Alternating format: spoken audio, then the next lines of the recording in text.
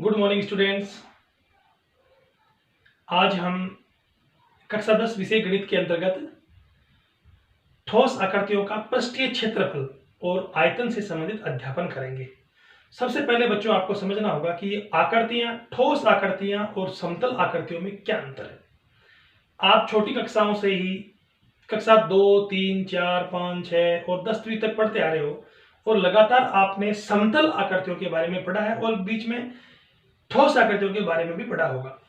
तो यहां देखियो आप लोग, आकृतियां तो जो फिगर्स है वो मुख्यतः कितने प्रकार के होते हैं आप देखेंगे। सामान्य रूप से आप दो प्रकार की आकृतियों को देखते हो, एक तो होती है समतलीय आकृतियां और एक होती है ठोस आकृतियां। अब देखो बच्चों, समतल आकृति और ठोस आकृति में मुख्य अंतर क्या है। समतल आकृति वह आकृति होती है जो समतल पर पूरी तरह आसानी से रखी जा सके।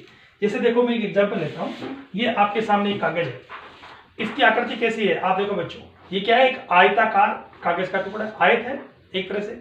इस आयत को मैं इस टेबल के ऊपर रखूंगा तो देखो ये टेबल के ऊपर आराम से पूरा का पूरा आ गया। तो ऐसी कोई भी आकृति जिसे समतल या तल के ऊपर रखा जाए वो आसानी से तल के ऊपर आ जाता है, तो ऐसी आकृति क्या कहलाती है, समतलीय आकृति कहलाती है। और उस आकृति को द्विविमीय आकृति भी कहते हैं, अर्थात 2 डायमेंशन आकृति भी कहा जाता है। जैसे मैं कहूं त्रिभुज, सामान्य रूप से आप देखते हैं, आप त्रिभुज कटिंग करके रखिए टेबल पे।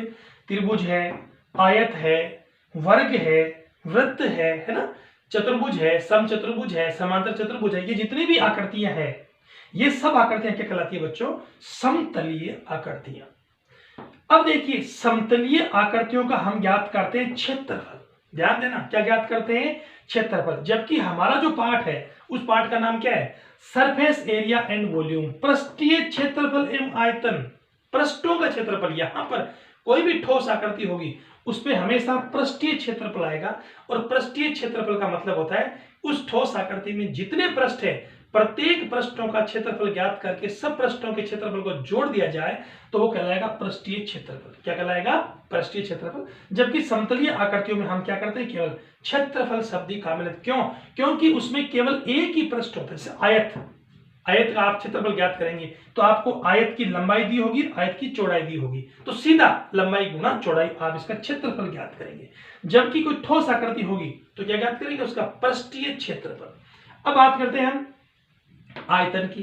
तो समतलीय आकृतियां में कोई आयतन नहीं हो सकता। क्यों, क्योंकि समतलीय आकृतियों में ऊंचाई क्या होती है, शून्य होती है। ऊंचाई क्या होती है, उनमें केवल लंबाई और चौड़ाई होती है, इस प्रकार से ऊंचाई नहीं होती है। अगर ऊंचाई नहीं होती है तो उनमें आयतन नहीं निकाला जा सकता। जबकि बच्चों अब हम बात करते हैं ठोस आकृतियों की। ऐसी आकृतियां जो समतल पर पूरी तरह नहीं आती हो, अर्थात समतल में नहीं स्थित हो, ऐसी आकृति क्या कहेंगे, ठोस आकृतियां। अब जो कैसे स्थित नहीं है तो आपके सामने कुछ एग्जांपल लेता हूं मैं। जैसे देखिए, ये एक इस प्रकार का कोई घनाभ टाइप का एक बॉक्स है। इस बॉक्स को आप देखिए, जिसे मैं यहां रख रहा हूं, इस बॉक्स को आप देखेंगे तो इस बॉक्स में देखिए ये जमीन से, इस तल से ऊपर की ओर स्पेस में, आकाश में उठा हुआ है। तो ऐसी कोई भी आकृति जो समतल में स्थित नहीं हो सकती, आकाश में स्थित होती है, ऐसी आकृतियों को हम क्या कहते हैं, ठोस आकृतियां। जैसे एक और एग्जांपल देखिए आप लोग। जैसे ये देखो बॉक्स है, ये एक घनाभ की आकृति का बॉक्स है। कैसा बॉक्स है, घनाभ की आकृति का बॉक्स है। आप इसको जमीन पर रखेंगे इस प्रकार से, देखिए ये जमीन से ऊपर की ओर आसमान में उठी हुई है, आकाश में उठी हुई है।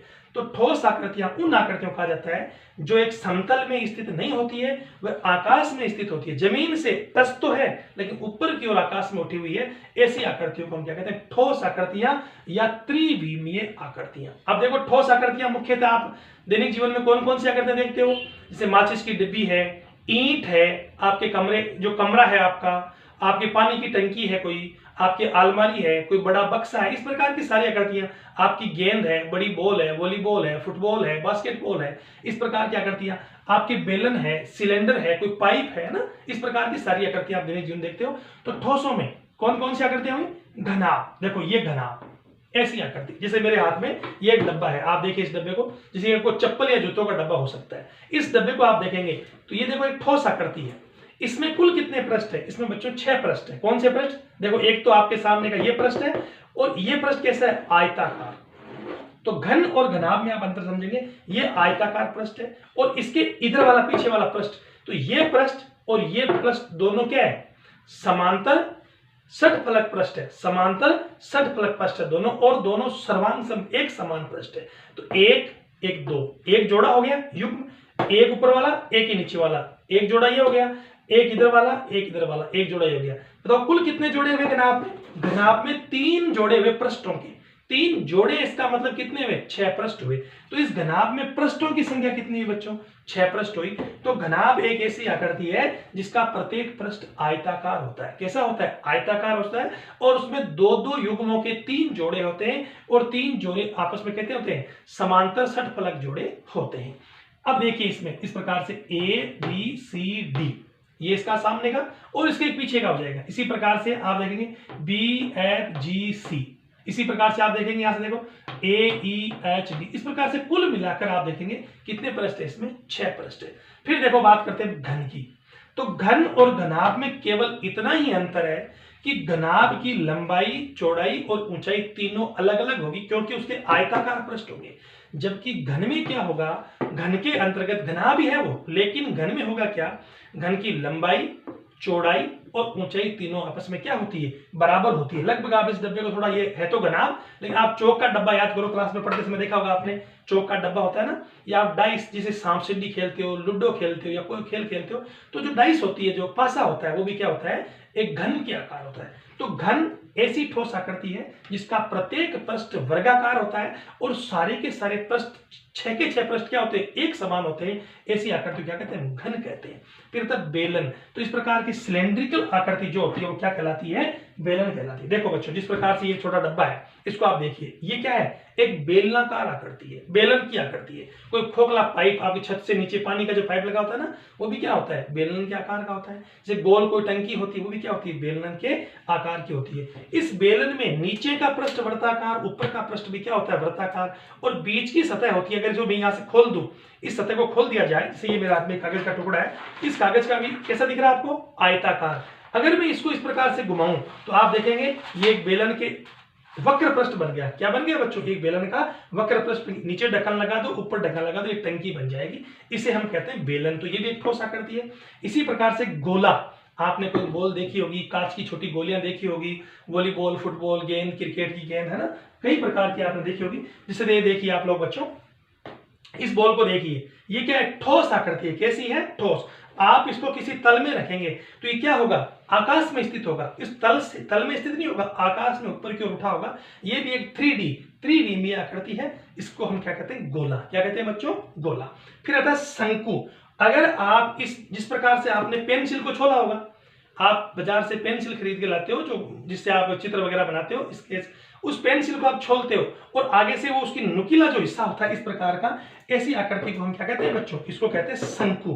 क्या कहते हैं इसको, शंकु। तो शंकु का ये जो भाग है इस प्रकार का नुकीला, और पीछे नीचे उसके क्या होता है, एक वृत्ताकार पृष्ठ होता है। तो ऐसी ठोस आकृति को हम क्या कहते हैं, शंकु कहते हैं। तो प्यारे बच्चों, हम इस अध्याय के अंतर्गत ठोस आकृतियों का पृष्ठीय क्षेत्रफल और उनका आयतन ज्ञात करेंगे। तो अलग अलग घन का, घनाभ का, बेलन का, गोले का, शंकु का, इन सभी आकृतियों का हम अलग अलग रूप से अध्ययन करेंगे। आपस में क्या अंतर है और उनके किस प्रकार से क्षेत्रफल ज्ञात करते हैं, किस प्रकार से आयतन ज्ञात किए जाते हैं। तो इसके बाद जो चैप्टर होगा हमारा, उसमें हम क्या करेंगे, घन और घनाभ को लेंगे। धन्यवाद।